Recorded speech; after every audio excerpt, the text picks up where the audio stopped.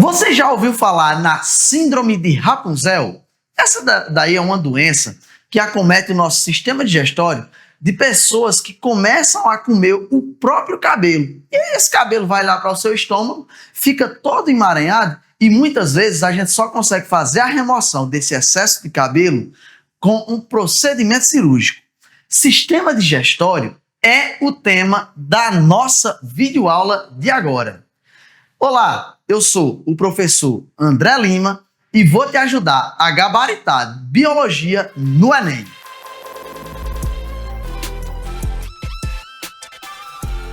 Pessoal, nós vamos começar aqui agora uma aula de sistema digestório. E qual é a real função do sistema digestório? Para que ele serve? O sistema digestório, ele busca pegar moléculas muito grandes e transformar elas em moléculas pequenas. Porque, gente, as nossas células, elas são pequenininhas também. Então, não cabem moléculas gigantes dentro das nossas células. Elas têm que ser menorzinhas para elas conseguirem entrar lá dentro das nossas células. E a digestão existe de dois tipos principais. Vou mostrar para vocês. A digestão, ela pode ser química, realizada por enzimas, tá certo? Enzimas. E a digestão, ela pode ser mecânica, realizada pela mastigação. Então, veja só.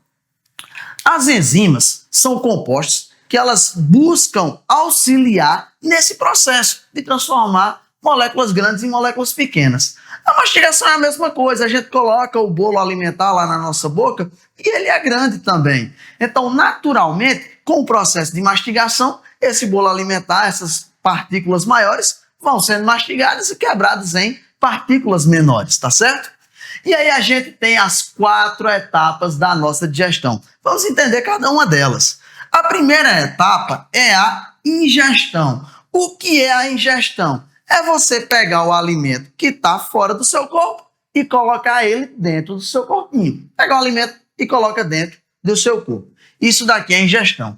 A secreção consiste em secreção justamente de quê? De enzimas. Essas enzimas são secretadas por algumas glândulas do corpo. A gente já vai ver detalhadamente esse processo de secreção das enzimas, mas não se engane, as enzimas elas são essenciais no nosso sistema digestório. Depois a gente tem a parte da movimentação. Movimentação de quem? Do nosso alimento, beleza? Obviamente a movimentação do alimento. Então o alimento ele vai percorrer todo o nosso corpo, ele vai sofrer vários movimentos e toda essa movimentação que ocorre no alimento contribui para a digestão dele. E também a gente tem o principal, que é a absorção de quem? Dos nutrientes. A absorção dos nutrientes. Nós precisamos dos nutrientes para sobreviver. Nós nos alimentamos justamente para pegar esses nutrientes que estão lá nos alimentos que você come e jogar esses alimentos dentro do nosso corpo. Para a gente crescer, se desenvolver, fazer nossas atividades metabólicas, para nós pensarmos, respirarmos, para o coração bater, tudo, qualquer coisa, qualquer atividade que o nosso corpo faça, ele necessita, ele exige os nutrientes. E aí a gente precisa absorver esses nutrientes para o nosso corpo funcionar bacaninha, beleza? A gente tem também aqui uma coisa bem importante, que é o caminho do alimento no nosso corpinho. Então, gente, o corpo, o alimento, melhor dizendo, ele segue um caminho no corpo único. Ele não tem 2 vias, 2 caminhos ou 3 caminhos para perseguir. É apenas um, ele tem que seguir aquele e não tem nenhum outro. E você tem que saber isso, porque isso também é cobrado no Enem. Chega cá, olha só. Primeira coisa, o alimento, ele começa onde? Começa na boca. Começa na boca, a gente vai fazer ali o processo de mastigação. Depois que a gente engole o alimento, ele vai para a faringe, que é um canal de comunicação, que tem uma ramificação, ele também meio que faz parte ali do sistema respiratório, mas é tema de uma outra aula, que a gente vai colocar também no canal. Depois ele vai para o esôfago, do esôfago, que é um tubo muscular que tem cerca de 15, 20 centímetros, fica mais ou menos aqui, tá certo? Ele vai para o nosso estômago, que é uma região bem ácida ali, onde o alimento vai ser armazenado. Depois ele vai para os intestinos. Lembrando, temos dois intestinos, o intestino delgado e o intestino grosso. Alguns alunos às vezes ficam na dúvida, o que vem primeiro? É o delgado ou é o grosso? É só lembrar da ordem alfabética. Quem vem primeiro no alfabeto? É o D ou o G? É o D. Então, primeiro é o intestino delgado. Depois, a gente vai para o intestino grosso. A palavra delgado quer dizer mais fino, tá certo? O contrário de grosso. Partiu do intestino grosso, ele vai para o reto e do reto ele vai para o ânus. Quando chega no reto, ali já está formada as fezes. E o ânus é um esfíncter que libera essas fezes para o ambiente. Vamos agora dar uma apagada nesse quadro, fazer um quadro novo para a gente entender detalhadamente cada uma das estruturas do nosso sistema digestivo. Galerinha, a digestão, ela se inicia sempre na nossa boca. Quando a gente pega um alimento, coloca na nossa boca e começa a mastigar, a gente não vai chamar ele apenas de alimento, a gente chama de bolo alimentar. Então, daqui para frente, o alimento ele será chamado de bolo alimentar, beleza? Pega essa dica. Bom, nossa língua, ela é formada por 32 dentes. Aí você pode dizer, mas tem alguém que é banguelo, tem um dente a menos e tal. Tudo bem, mas o normal, o natural, é que nós tenhamos 32 dentes. Vamos descrever cada um deles. Bom, nós temos os dentes em duas partes. Temos os superiores, que estão na parte de cima, e temos os inferiores, que estão na parte de baixo, beleza? Então, a gente tem 4 dentes incisivos. Sabe quais são os incisivos? São esses 4 dentes aqui da frente, tá certo? Tanto os superiores quanto os inferiores. Depois, a gente tem os 2 caninos, que é essas presazinhas que parecem dente de cachorro. Por isso que a gente chama de caninos. São popularmente chamados de presas, tá certo? 2 em cima e 2 embaixo, obviamente. Depois, nós temos os dentes chamados de premolares. São 4. 2 de um ladinho, 2 do outro. Logo após os nossos caninos. E lá no final, a gente tem 6 molares, que são aqueles dentes mais grossões, maiores, mais potentes, incluindo os dentes aqui dos sisos, tá certo? Que a gente chama de dentes queiros. Acho que você já deve ter ouvido essa expressão. Algumas pessoas nem sequer chegam a nascer esses dentes dos sisos. Quando a gente estuda a evolução, a gente diz que esses dentes dos sisos podem ser considerados como órgãos vestigiais. O que é isso? São órgãos que nos nossos antepassados eles eram bem mais desenvolvidos, só que na gente eles estão ali subdesenvolvidos. Obviamente, nós mudamos muito a nossa alimentação dos primeiros seres humanos para agora. Eles comiam raízes e carnes cruas. Isso era muito duro, eles não tinham muito aquela habilidade com fogo como a gente tem hoje. E aí eles precisavam de uma mordedura bem mais potente do que o que a gente tem. Hoje a gente come alimentos bem mais leves, bem mais macios, e aí a gente consegue mastigar com perfeição. Mas aí todos esses dentes, cada um deles possuem ali as suas especificidades, tá certo? Se você somar isso daqui, vai dar 16. Eu disse que são 32 dentes, mas isso daqui é a sequência dos dentes de cima e também a sequência dos dentes inferiores, superiores e inferiores. Beleza até aqui? Vamos lá.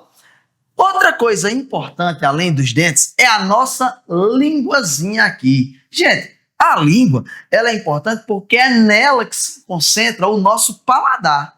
E o que faz a gente também ter vontade de comer é o sabor das coisas. Mesmo a gente sentindo fome, a gente não consegue comer alimentos que sejam impalatáveis. Alimentos que tenham um gosto muito ruim, ou, por exemplo, muito azedos, muito apimentados, muito amargos. Quando a gente coloca alimentos muito ruins na nossa língua, a gente termina cuspindo eles. Geralmente esses alimentos que têm um gosto muito ofensivo, geralmente é porque eles prejudicam também o nosso corpo, beleza? Claro, a língua também nos ajuda no processozinho de deglutição, tá?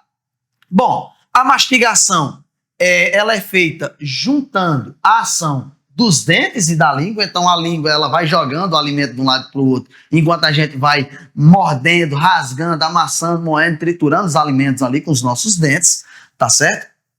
E outra, A mastigação ela é importante porque ela aumenta a superfície de contato do alimento.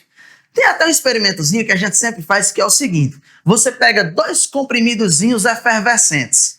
Um, você vai pinicar ele todinho, deixar em pedaços muito pequenininhos. E outro, você vai pegar inteiro. Coloca 2 copos com água, pega os 2 comprimidos, esse daqui o pinicadinho, esse daqui o que está inteiro, e solta os 2 na água de uma vez.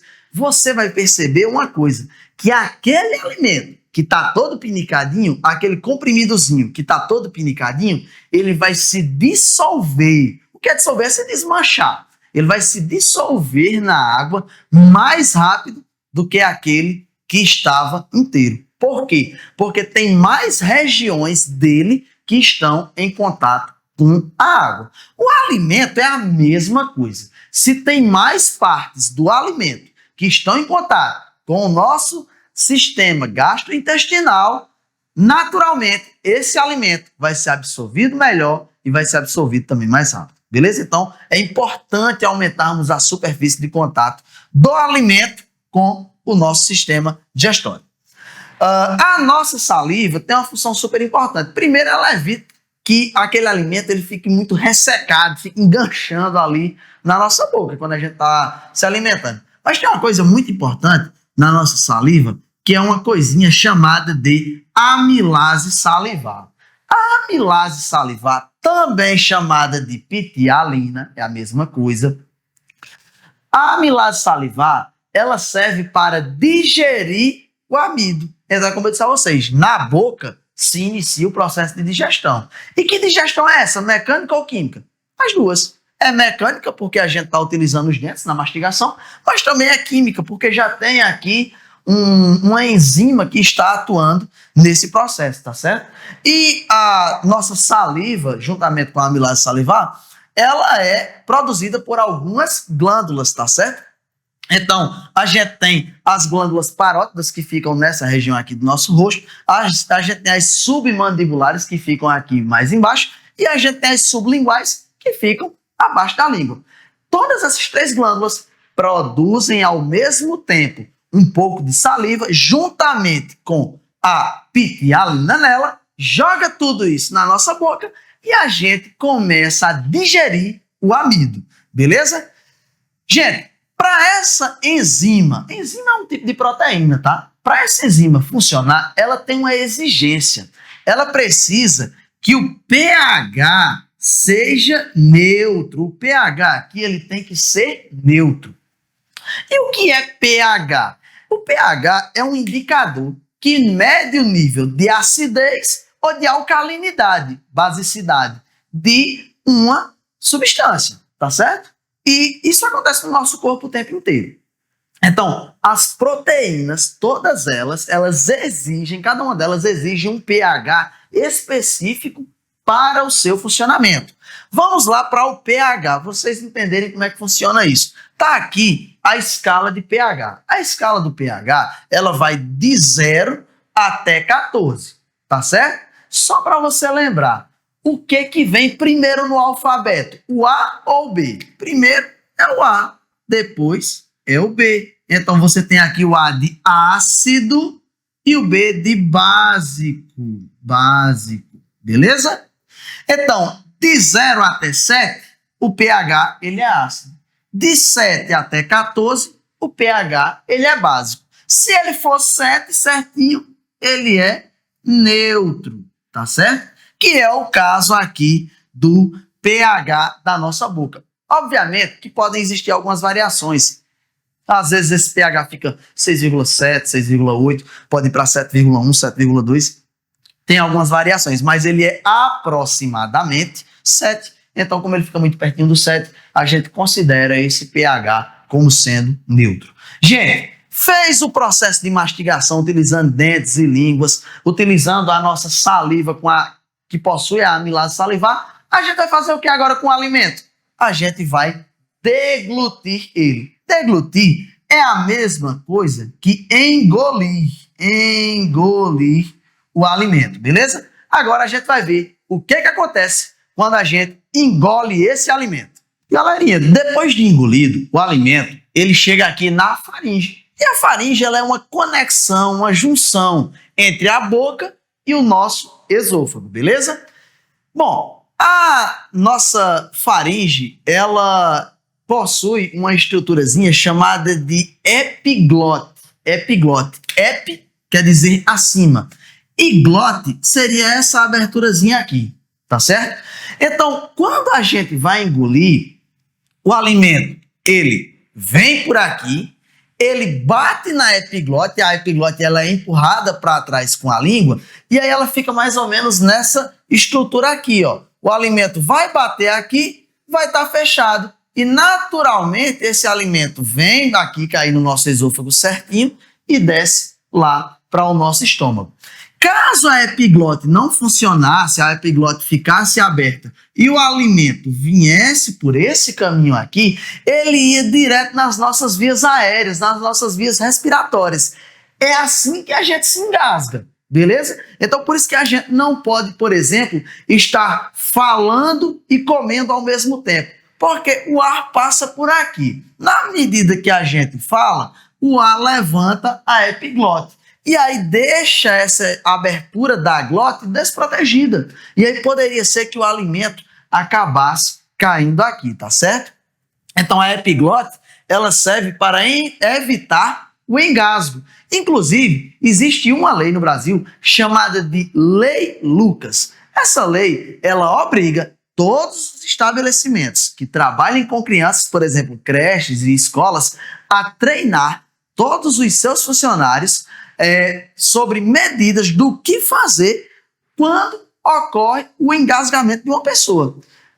A principal forma de reverter o engasgamento é através de uma manobra chamada de manobra de Heimlich, beleza? Existem basicamente duas formas de fazer essa manobra.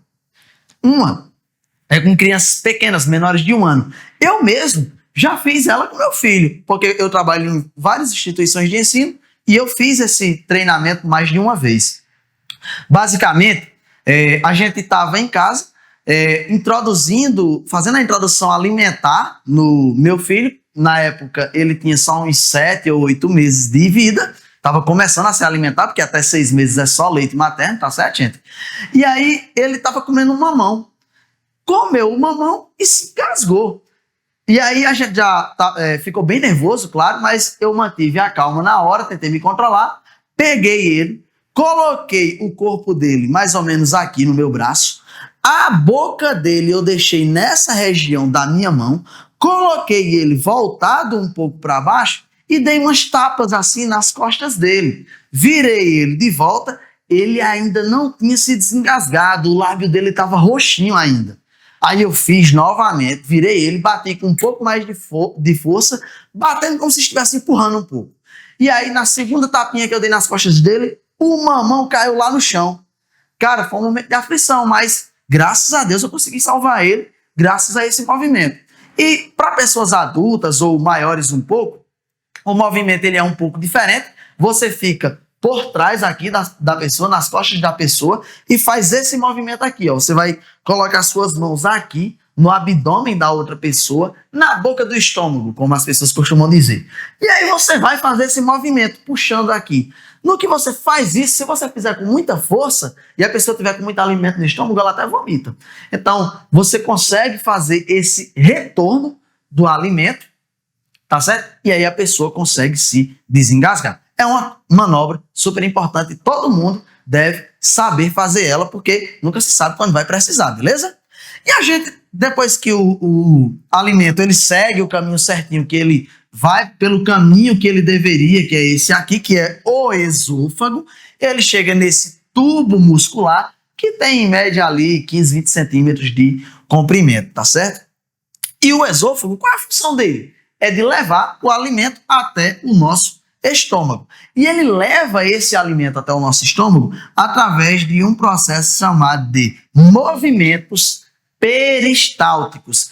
Pensa só num tubo de pasta de dente, por exemplo. Então você vai apertando o fundo do tubo de pasta de dente, apertando, apertando, apertando, e a pasta de dente vai caminhando e vai saindo.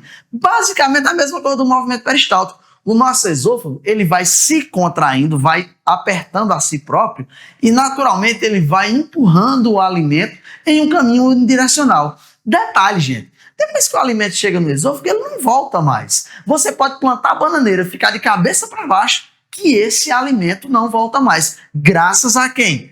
Aos movimentos peristálticos, beleza? Vamos ver agora o que acontece quando o alimento chega no nosso estômago. Galerinha, o alimento já chegou no nosso estômago. E o estômago ele tem basicamente duas funções principais. A função de armazenamento e a função de digestão. E claro, o pH do nosso estômago ele é 3. Se ele é um pH muito menor do que 7, isso classifica ele como um ácido. Então o pH do nosso estômago ele é ácido porque existem algumas enzimas que vão trabalhar no nosso estômago e elas só funcionam bem se estiverem em um pH muito ácido. É mais ou menos 3, tá? Pode variar também. O estômago, ele é uma bolsa muscular e ele é muito elástico. Então, realmente, o estômago ele pode aumentar ou reduzir de tamanho. Quando a gente come muito, o estômago ele acaba dando ali uma esticada. Até os nossos próprios órgãos internos, eles acabam mudando de lugar. Quando ele está muito cheio, a gente tem a sensação de saciedade. Se o nosso estômago ele está muito vazio, a gente tem aquela sensação de fome e tudo isso também é regulado por alguns hormônios, só que eu vou explicar isso mais na frente, essa questão hormonal, beleza? Agora o que a gente tem que entender é que o estômago ele tem aqui duas válvulazinhas que controlam a entrada e saída dos alimentos, a cárdia e o piloro. A cárdia, ela faz o seguinte, ela permite que o alimento entre, mas não deixa ele sair. Então, quando o alimento ele chega lá pelo esôfago e cai lá no seu estômago, tem uma válvulazinha que ela se fecha, evitando que o alimento retorne, beleza? Só que tem um detalhe. Não sei se vocês já sentiram uma coisinha chamada de refluxo. Bom, o refluxo é quando a gente se alimenta e fica meio que regurgitando o alimento, arrotando o alimento, tendo algum tipo de flatulência pela boca, de maneira involuntária. Por que isso acontece? Geralmente é porque você sofreu um desgaste na sua carne. Isso pode ser por vários fatores, até genéticos. Mas um dos grandes motores que faz com que você tenha esse desgaste na carne é comer alimentos ali muito gordurosos, não muito saudáveis, que acabam estimulando esse processo, beleza? Então, cuidado aí na sua alimentação. Vê lá o que você está comendo, hein? A outra seria o piloro. Bom, se o estômago tem a função de armazenamento, o alimento ele tem que ficar um pouquinho guardado ali. Então, ele não pode sair, bater no estômago e passar direto. Então, o piloro, ele acaba, obviamente, dando uma segurada e controla ali a liberação do quimo. Ei, professor, o que é quimo? Bom, até agora a gente chamou o alimento que a gente engoliu de bolo alimentar. Só que agora, a partir dos processos de transformação que ocorrem no estômago, esse alimento deixa de ser chamado de bolo alimentar e passa a ser chamado de quimo, beleza? Bom, como eu disse a vocês, o estômago ele é muito ácido. Para ele ser ácido, ele realiza a produção de uma coisa chamada de suco gástrico. O suco gástrico é a junção de vários subprodutos que são produzidos ali. Entre eles, nós temos o ácido clorídrico, que é o HCl. Isso daqui é o que deixa, de fato, o estômago muito ácido, beleza? A gente tem a junção do pepsinogênio mais o HCl, mais o ácido clorídrico, que forma uma enzima, uma proteína, chamada de pepsina. A pepsina é uma enzima que serve para digerir proteínas. Então, as proteínazinhas, elas conseguem ser digeridas a partir da pepsina. Pepsina é formada do pepsinogênio, que se transforma em pepsina quando está na ação do ácido clorídrico, beleza? A gente também tem o muco. A função do muco, galera, é a função de proteção do nosso sistema, do nosso estômago. Ora, se o estômago ele é muito ácido, esse ácido iria corroer a parede do nosso próprio estômago. Então, a gente tem que ter alguma coisa que evite essa corrosão. o que evita isso é um muco que está presente ali naquela região. E a gente ainda tem o fator intrínseco que serve para a gente conseguir digerir direitinho as vitaminas do tipo B12. Analisa aqui comigo para você entender direitinho como é que funciona esse processo que eu estou falando aqui. Ó. Aqui é o nosso estômago, tá certo? Aqui está o nosso estômago. Aqui eu coloquei essas bolinhas representando as células do nosso estômago. Então, naturalmente, essas células, o que elas vão fazer? Elas vão produzir o hidrogênio separadamente e vão produzir o cloro separadamente, o Cl. Gente, quando eu tenho o H junto com o Cl, aí sim eu tenho o ácido clorídrico, beleza? Então veja que o ácido clorídrico, ele não está formado já dentro da célula, porque se ele tivesse já lá dentro, ele ia destruir a própria célula, entendeu? Então, as células do nosso estômago secretam cloro e secretam o hidrogênio separadamente. Quando elas chegam dentro do nosso estômago, elas se unem, formando o ácido clorídrico. O pepsinogênio, que já estava aqui, em contato com o ácido clorídrico, vai formar a pepsina. Beleza? Formando ali a pepsina, essa pepsina vai ter condições de digerir as proteínas que caírem lá no seu estômago. Beleza? Só um detalhe, gente. Existe uma doença chamada de gastrite. Hoje, muita gente no Brasil e no mundo tem essa doença. E o que seria a gastrite? A gastrite, ela incide mais ou menos nessa parte aqui, ó. Quando a gente aumenta muito o nível de acidez do nosso estômago, várias vezes esse muco ele começa a ser desgastado. Se o muco vai se desgastando, não vai ter quem proteja o estômago. E a gastrite é uma inflamação na parede do nosso estômago.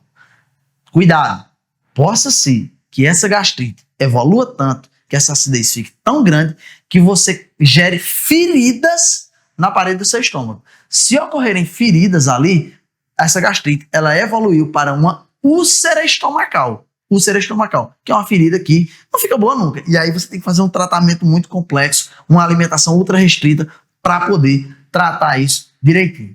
E claro, gente, eu não poderia deixar de falar aqui com vocês da bariátrica, cirurgia bariátrica. Já ouviram falar nesse termo? Gente, cirurgia bariátrica basicamente consiste em pegar o seu estômago e cortar um pedaço dele e deixar ele pequenininho.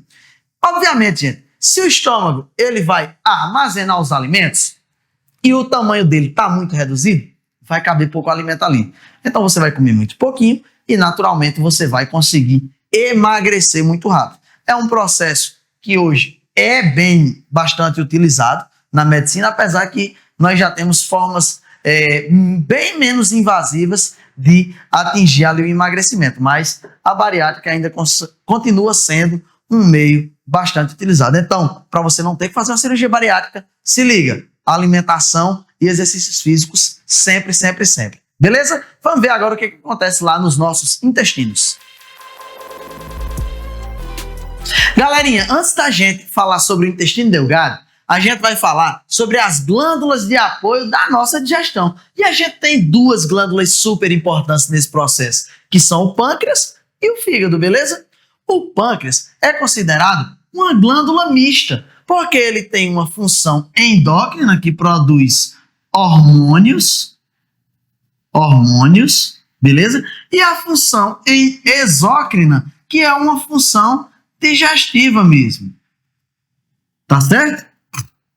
Bom, o pâncreas, ele é responsável, entre as muitas coisas que ele produz, por produzir o bicarbonato de sódio. O bicarbonato de sódio é um composto básico, beleza? Ele tem um pH básico. Então, esse produto do bicarbonato de sódio vai ajudar o nosso intestino delgado a digerir algumas substâncias, porque o intestino delgado ele funciona sobre um pH básico. E, além disso, ele produz uma coisa chamada de suco pancreático. Pâncreas, suco pancreático. E produz várias enzimas que ajudam a digerir coisas importantes. Ó. Toda vida que vocês tiverem essa terminação aqui, ase, vocês já vão saber que se trata de uma enzima, beleza? Então, a amilase é uma enzima que digere amido. A lipase é uma enzima que digere lipídios. E a gente também tem a tripsina, que é uma enzima que vai digerir proteínas. Beleza? Então, todas essas enzimas são produzidas aqui formando o nosso suco pancreático, beleza? Tudo isso daqui vai ser jogado lá no nosso intestino delgado. Além do nosso pâncreas, nós temos o fígado. Detalhe, gente, o fígado tem uma super capacidade regenerativa. Eu não sei se vocês já gostam de jogar videogame, o PlayStation 2, mas tem um jogo chamado Deus da Guerra, God of War, que tem uma parte lá que o Kratos encontra o Prometeu, que é um cara que está lá preso numa rocha todo acorrentado e tem uma águia devorando pedaços do fígado dele. Foi Zeus que condenou ele a esse castigo eterno por ter roubado lá o fogo dos deuses. E ele está lá o tempo inteiro tendo o fígado devorado e o fígado sempre se regenerando. E ele fica naquele tormento eterno até que o Kratos chega lá e liberta ele. Só que, obviamente, o Kratos libera ele matando o cara.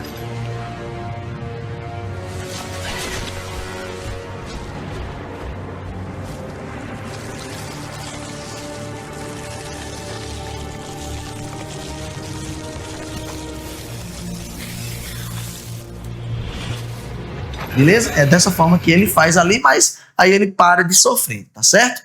Então tem essa parte da capacidade regenerativa do fígado. Só que detalhe, o fígado ele não consegue se regenerar infinitamente. Chega um momento que não dá mais. Existe uma doença chamada de cirrose, ela é super associada ao álcool, beleza? Ela é super associada ao álcool. Quando as pessoas bebem muito, vão destruindo um pouco o fígado. Obviamente que isso não acontece de uma vez. Você vai destruindo um pouco seu fígado, ele vai se regenerando. Vai destruindo um pouco o fígado, ele vai se regenerando. Só que chega um momento que a destruição é tão grande que quando o fígado se regenera, ele forma meio que tipo uma casca de ferida, um calo ali. E aí essa parte é um tecido morto que não consegue mais se regenerar. Por isso que às vezes algumas pessoas precisam fazer transplante de fígado, beleza? O fígado, ele ainda tem uma função super importante, que é a função da bile. Bile. Você vai lembrar lá do Michael Jackson, que canta aquela música lá, bile. Então, olha só. A produção da bile, a bile tem uma função de emulsificar. Ela emulsifica as coisas. Basicamente, emulsificar é a mesma coisa que funcionar como um detergente. Funciona como se fosse um detergente. Então você pega uma panela para lavar toda engordurada. Se você não botar um detergente, um sabão ali, você não vai conseguir quebrar aquela gordura, não vai conseguir retirar aquela gordura direitinho. No nosso corpo é a mesma coisa. Quando a gente come um alimento muito gorduroso, a gente precisa de alguma coisa lá dentro para funcionar como um sabão, um detergente e meio que quebrar aquelas substâncias ali. Então, sempre que vocês ouvirem falar bile, talvez vocês encontrem nas questões a palavra emulsificar, emulsificação, emulsifica, alguma coisa associada a isso, tá? Que tem uma função parecida com a de um detergente, beleza? Mas olha só, galerinha, o fígado, ele produz a bile. Só que quem armazena essa bile é a vesícula biliar. Ela é responsável por armazenar essa bile. Pode acontecer de, às vezes, a pessoa ter cálculos na vesícula, que a gente chama popularmente de pedras na vesícula, e aí a gente tem que fazer um processo cirúrgico de remoção dessa vesícula. E aí tudo bem, se você remover essa vesícula, você não vai ter grandes prejuízos, porque o fígado consegue jogar a bile direto no seu intestino, tá certo? Só que se você tiver a bile armazenada na vesícula, é melhor porque tipo, você come um alimento de uma vez, ela já está prontinha ali, só esperando para quebrar aquele alimento, beleza? Mas se for necessário passar por uma remoção cirúrgica, não é algo que vai te matar, nem vai te causar grandes prejuízos, beleza? Agora, a bile, que foi produzida pelo fígado, armazenada na vesícula biliar, mas esse suco pancreático, que está junto com o bicarbonato de sódio, inclusive, eles vão todos para onde? Para o nosso intestino delgado, que é o tema que nós vamos detalhar agora direitinho para vocês.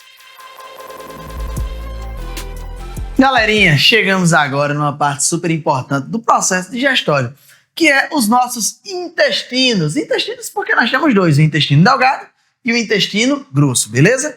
E o intestino, ele tem uma coisa chamada de sistema nervoso entérico. É isso mesmo. O intestino, ele tem uma grande quantidade de neurônios que é quase um cérebro mesmo, beleza? E ele controla diversas coisas. Primeiro, o peristaltismo, aqueles movimentos que a gente falou no início, que fazem com que o alimento ele siga apenas um único caminho. Ele controla também as secreções das enzimas que fazem a digestão química da coisa e controla o desenvolvimento do nosso trato gastrointestinal, beleza? Muito bem. Agora, detalhando agora o nosso intestino delgado, que talvez seja o órgão mais importante do nosso sistema digestório. Por quê? 80% da digestão ocorre nesse danadinho aqui, beleza? E o nosso intestino delgado, ele é dividido em 3 partes: duodeno, jejunum e íleo. O duodeno tem até esse nome porque ele tem mais ou menos o tamanho de 12 dedos das mãos, aproximadamente uns 20, 25 centímetros, beleza? O duodeno é onde chega aqui o suco entérico, tá certo? Que vai ser responsável por toda aquela maior parte da digestão, juntando bile, juntando o suco pancreático, junta meio mundo de coisa ali e vai realizar aquele processo de digestão.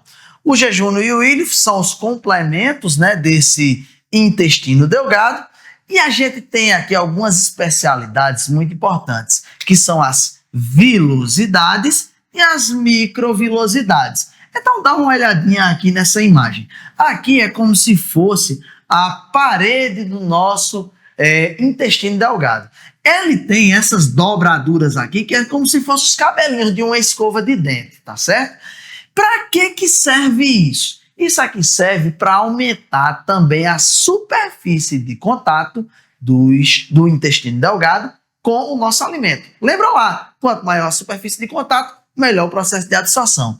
E as microvilosidades seriam tipo uns cabelinhos pequenininhos que estariam aqui ao longo de todo o nosso sistema digestório, do nosso intestino delgado, com especialidades das membranas plasmáticas. São modificações que tem lá nas membranas plasmáticas, essas microvilosidades, que, assim como as vilosidades, aumentam mais ainda a superfície de contato do alimento no intestino delgado. Beleza? E uma coisa importante que eu tenho que falar para vocês é sobre a intolerância à lactose. Hoje, muita gente tem esse problema de intolerância à lactose. Primeira coisa, o que é lactose? Lactose é um açúcar que está presente no leite ou em alimentos que são feitos a partir do leite, beleza? A lactose é a junção de outras 2 moléculas, que seria a glicose e a galactose.